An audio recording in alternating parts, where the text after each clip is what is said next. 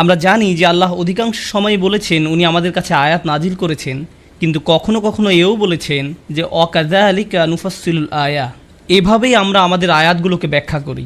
আয়াত শব্দটি দিয়ে শুধু ওহী বোঝায় না, এটা দিয়ে বাস্তব জিনিসও বোঝায়। আল্লাহ আমাদের চারপাশের সব কিছুই ব্যাখ্যা করেছেন, এবং যখনই কোনো কিছু ব্যাখ্যা করেছেন তার পেছনে অবশ্যই কোনো উদ্দেশ্য আছে। আর এই নির্দিষ্ট আয়াতে যে উদ্দেশ্য বর্ণনা করা হয়েছে তা কিছুটা অদ্ভুত, কারণ আল্লাহ বলছেন লাআল্লাহুম ইয়ারজিউন, যেন তারা ফিরতে পারে। আল্লাহ এই আয়াতটিতে একটা কিছু ব্যাখ্যা করতে যাচ্ছেন, আর তার উদ্দেশ্য হচ্ছে যারা আল্লাহ থেকে অনেক দূরে সরে গেছে তাদের সাথে কথা বলা, তারা যেন আবার ফিরতে পারে। এই কারণেই তিনি বলছেন লাআল্লাহুম ইয়ারজিউন, যেন তারা ফিরতে পারে।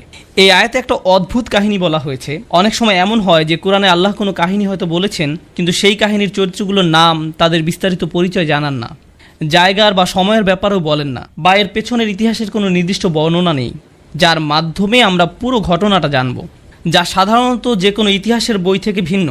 প্রকৃতপক্ষে এই আয়াতের ভাষা এতই সাধারণ যে এটা যে কারোর জন্যই প্রযোজ্য হতে পারে, কিন্তু তা সত্ত্বেও আল্লাহ এটিকে নির্দিষ্ট করেছেন এই বলে অতলু আলাইহিম নাবা আল্লাযী আতাইনাহু আয়াতিনা, আর আপনি তাদেরকে শুনিয়ে দিন সেই লোকের অবস্থা যাকে আমি নিজের আয়াতসমূহ দান করেছিলাম। এখন কে এই ব্যক্তি যাকে আল্লাহ তার আয়াত দিয়েছেন? প্রথম লক্ষণীয় ব্যাপারটি হচ্ছে ওয়াতলু শব্দটি।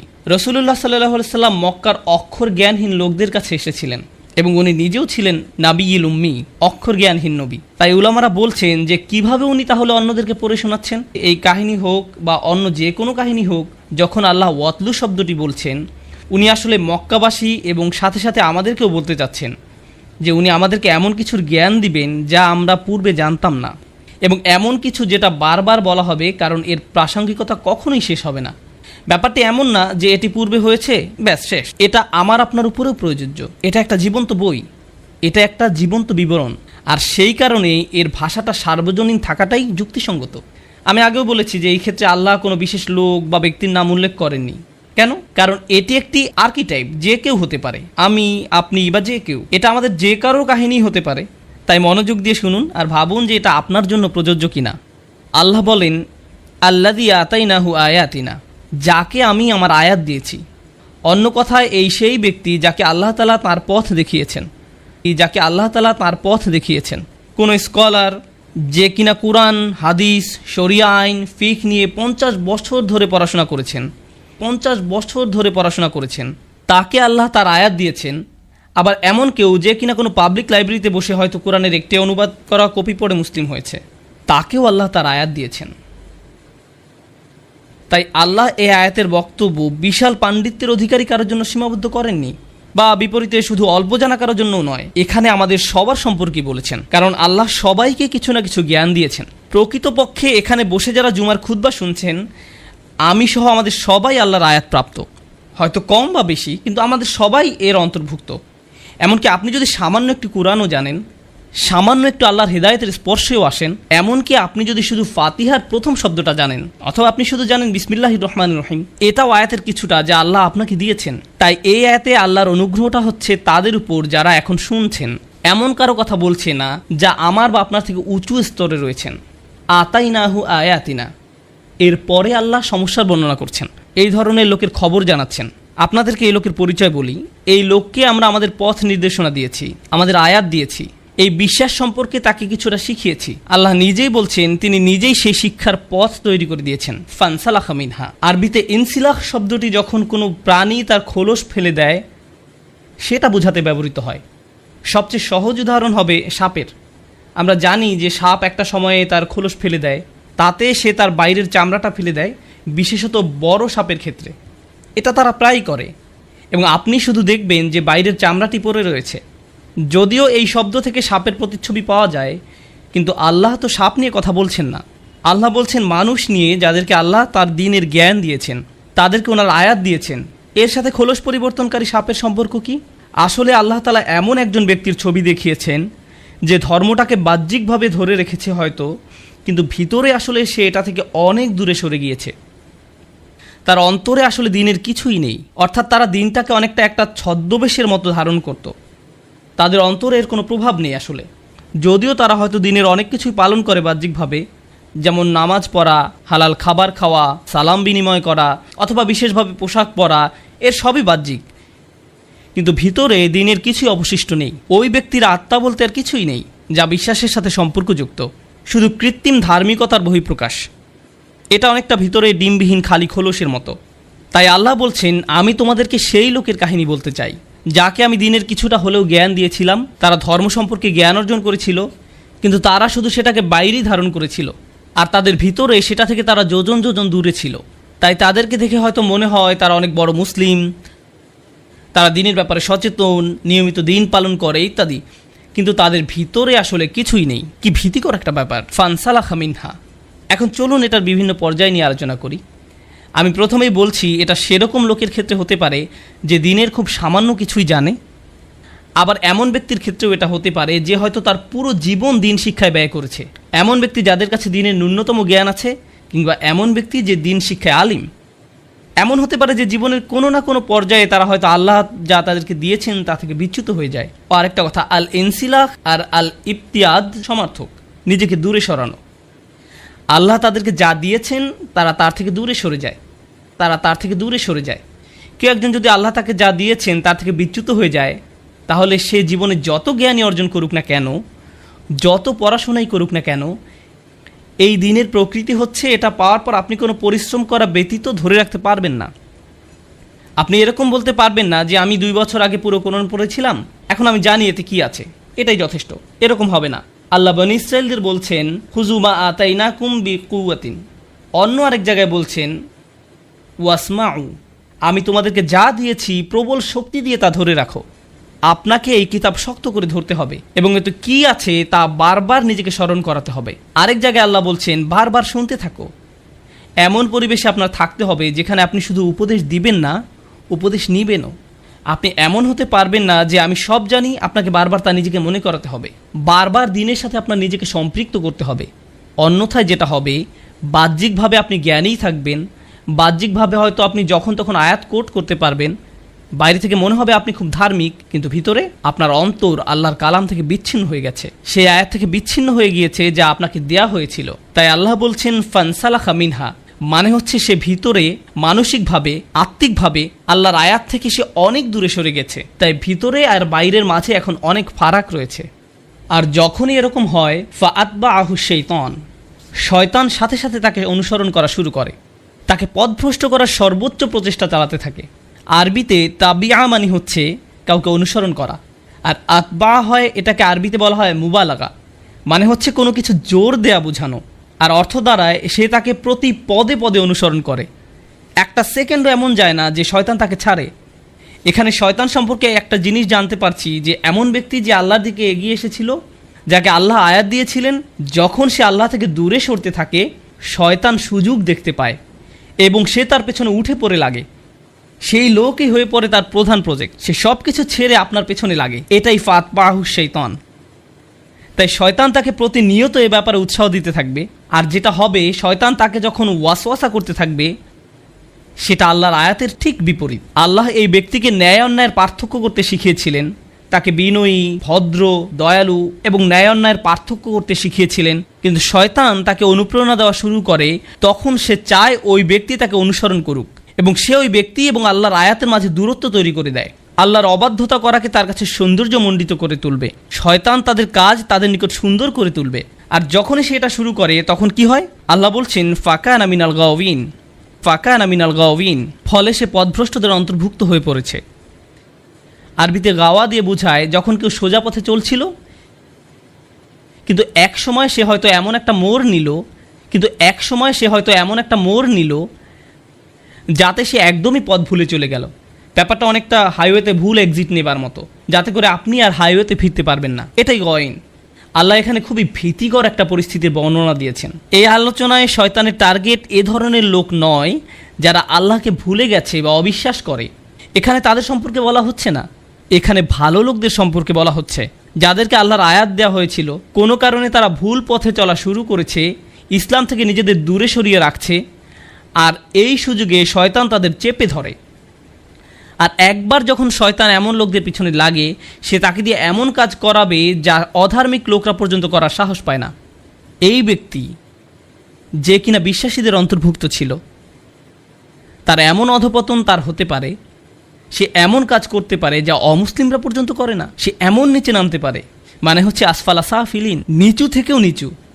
আর এই আয়াত যতই অগ্রসর হচ্ছে এই ধরনের লোকদের কাহিনী নিয়ে, যারা কিনা আল্লাহর পথ থেকে দূরে সরে গিয়েছে, তখনই আল্লাহ এর করুণ পরিণতিটা বলছেন, ওয়ালাউ শি'না লা রাফা'নাহু বিহা, যদি আমরা চাইতাম আমরা তাকে অনেক উঁচু আসনে আসীন করতে পারতাম তার জ্ঞানের কারণে। অর্থাৎ যে আয়াত আল্লাহ আপনাকে দিয়েছেন, বিহা শব্দ দিয়ে আয়াত উদ্দেশ্য করা হয়েছে। সুতরাং আল্লাহ আপনাকে যে আয়াত দিয়েছেন তার উদ্দেশ্য ছিল আপনাকে সম্মানের আসনে আসীন করা। উঁচুতে ওঠানোর ধারণাটি কোরআনে চিত্রকল্প রূপে ব্যবহার করা হয়েছে। কোরআনের আরেক জায়গায় সূরা নূরে আল্লাহ দুনিয়ায় 3 ধরনের সৃষ্টির কথা বলেছেন। তাদের মাঝে একটা হচ্ছে মানুষ, যারা সোজা হয়ে দাঁড়াতে পারে। এরপর আসছে ইয়ামশি আলা আরবা, যারা 4 পায়ে চলে প্রাণীরা। ইয়ামশি আলা বাতনিহি, যারা পেটের উপর ভর দিয়ে চলে, যেমন সাপ। এখানে ইতিমধ্যে আপনারা দেখেছেন সাপের একটা চিত্রকল্প উল্লেখ করা হয়েছে। সাপ হচ্ছে সেই প্রাণী যা মাটির সবচেয়ে কাছে থাকে, আর মানুষের ক্ষেত্রে তার মুখ, চোখ, শরীর মাটি থেকে সবচেয়ে দূরে থাকে। আমাদের ক্ষেত্রে একমাত্র পা মাটি স্পর্শ করে। লক্ষ্য করলে দেখবেন যারা 4 পেয়ে প্রাণী তারা কিন্তু সবসময় মাটির দিকে তাকিয়ে হাঁটে। তাদের শরীর এমনভাবে তৈরি যে তারা সবসময় মাটির দিকে চেয়েই হাঁটে। তাই প্রাণীকুলের মাঝে নিচু প্রাণী হচ্ছে সাপ। আর আল্লাহ বলছেন যদি উনি চাইতেন সে লোককে মানুষের মতো মানুষ বানাতে পারতেন যে সোজা হয়ে চলে। লা রাফা'নাহু বিহা, এর দ্বারা তাকে উঁচু করতে পারতেন। যেভাবে মানুষকে সৃষ্টি করা হয়েছে, মানুষ যখন উপরে তাকায় তারা তাকায় আকাশের দিকে, তাদের লক্ষ্য অনেক উঁচুতে। আমরা এমন জিনিসের আশা করি যা আকাশ থেকে আসে, যা অন্য প্রাণীদের মতো নয়, যাদের একমাত্র লক্ষ্য শুধু মাটির দিকে। তারা শুধু সেদিকেই তাকিয়ে চলে, তারা উপরে তাকায় না, সম্মুখেও তাকায় না। আফামাই ইয়ামশি মুকিব্বান আলা ওয়াজহিহি আহদা ওমাই ইয়ামশি সাওয়িয়ান আলা সিরাতিল মুস্তাকিম, যার মুখ মাটিতে আটকে আছে সেই কি সৎপথে চলে, না সেই ব্যক্তি যে সোজা হয়ে চলে।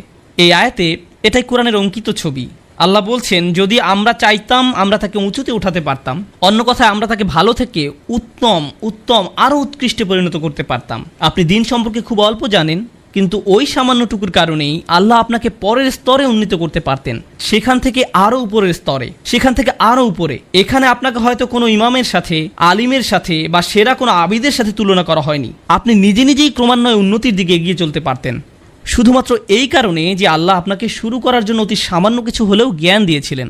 ওয়ালাকিন্নাহু আখলাদা ইলাল আরদ, কিন্তু সেই ব্যক্তি পুরোপুরি তার দৃষ্টি ফিরিয়ে নিল ভূমির দিকে, মানে নিচের দিকে। আখলাদা শব্দটি এসেছে খুলুদ থেকে।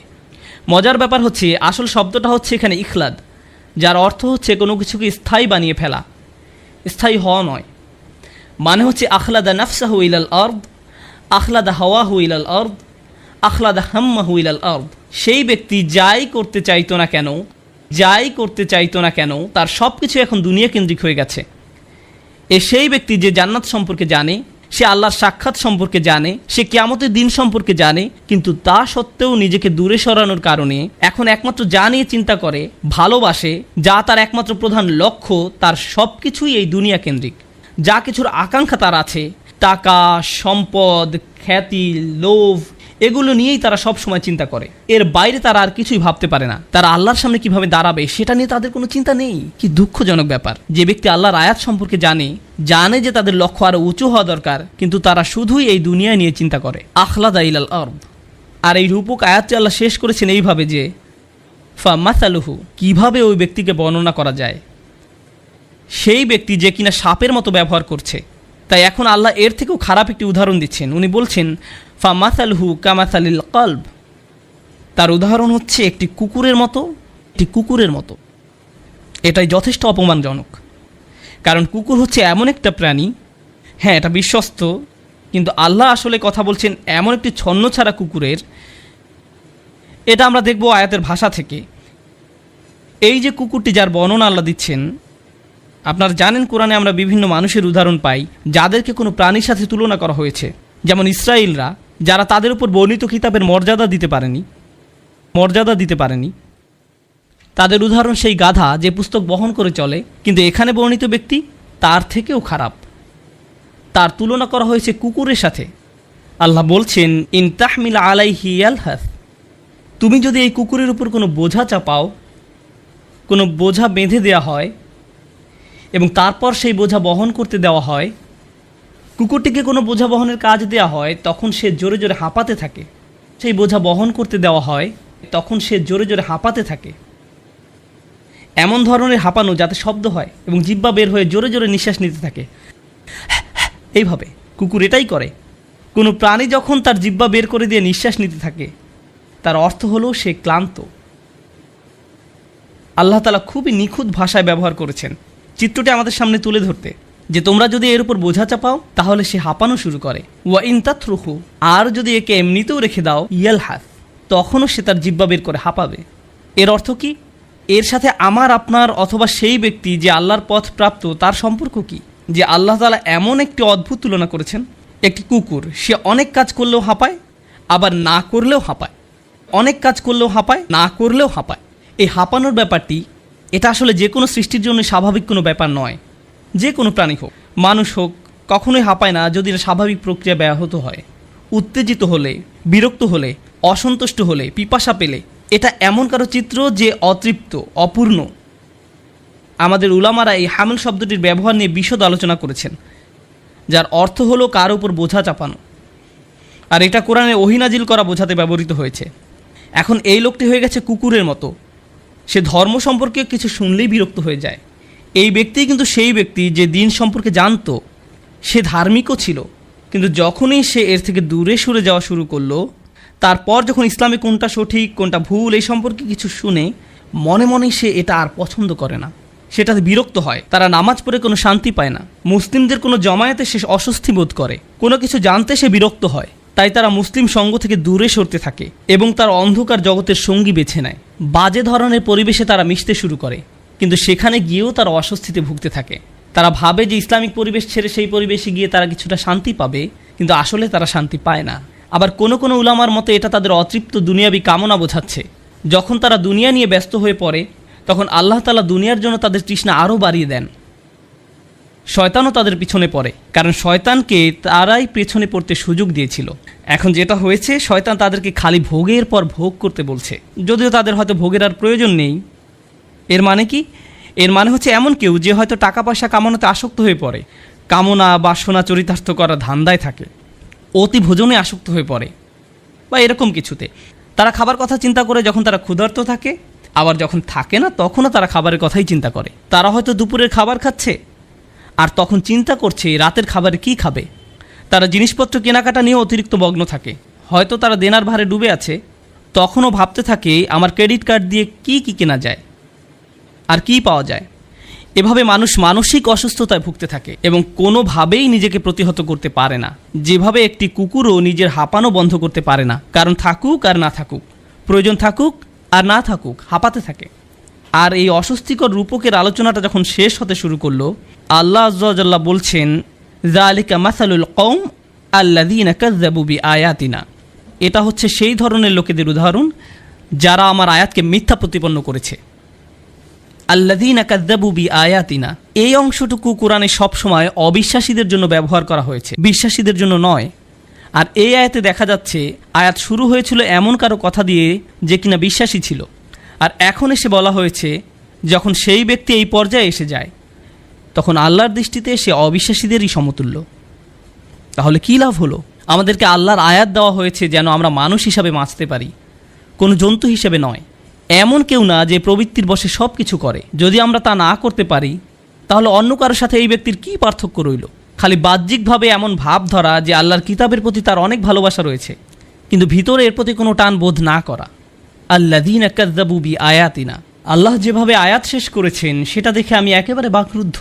ফাকসুসিল কসাস লাআল্লাহুম ইয়াতাফাক্কারুন, তাদেরকে বিবিধ কাহিনী বলুন যেন তারা চিন্তা করতে পারে। এইভাবে আয়াতটি শেষ হয়েছে, তাদেরকে বিবিধ কাহিনী বলুন। আল কাসাস বহু বচন, এর মানে হচ্ছে এই যে ঘটনাটি শুধু একটি মাত্র ঘটনা নয়, বারবার এই ঘটনা চলতেই থাকবে। আমাদের চারপাশে এমন অনেক লোক থাকবে যারা হয়তো একসময় ধার্মিক ছিল, কিন্তু একসময় সে নাই হয়ে গেছে। গোপনে ধর্ম মেনে না চলে উপরে উপরে দেখানোর মানে হলো প্রকৃতপক্ষেই ধর্ম অস্বীকার করা। এরকম কাহিনী আমাদের চারপাশে অহরহ ঘটবে, তাই তাদেরকে নিয়ে ভাবতে হবে। লাআল্লাহুম ইয়াতাফাক্কারুন, যেন তারা গভীরভাবে ভাবতে পারে। আর এটাও ভাবতে হবে যে আমি নিজেও কি সে একই রাস্তায় যাচ্ছি কিনা। কুরআনে যতবার আল্লাহ বলেছেন গভীরভাবে চিন্তা করো, এটা আসলে প্রত্যেকের নিজের সম্পর্কে। কুরআনে তাফাক্কুর শব্দটি খেয়াল করে দেখুন, প্রতিবার দেখবেন এটা আপনার নিজের দিকে আঙ্গুল উঠাচ্ছে। আয়াতের শেষ অংশ পড়ার সময় অন্য কেউ যার চূড়ান্ত অধপতন হয়েছে তার কথা চিন্তা করার আগে আল্লাহ বলছেন যে নিজের কথা চিন্তা করুন আগে, যেন নিজের গল্পটাও পরবর্তী ভয়ঙ্কর গল্পের মতো না হয়। তারা যেন এই ট্র্যাপের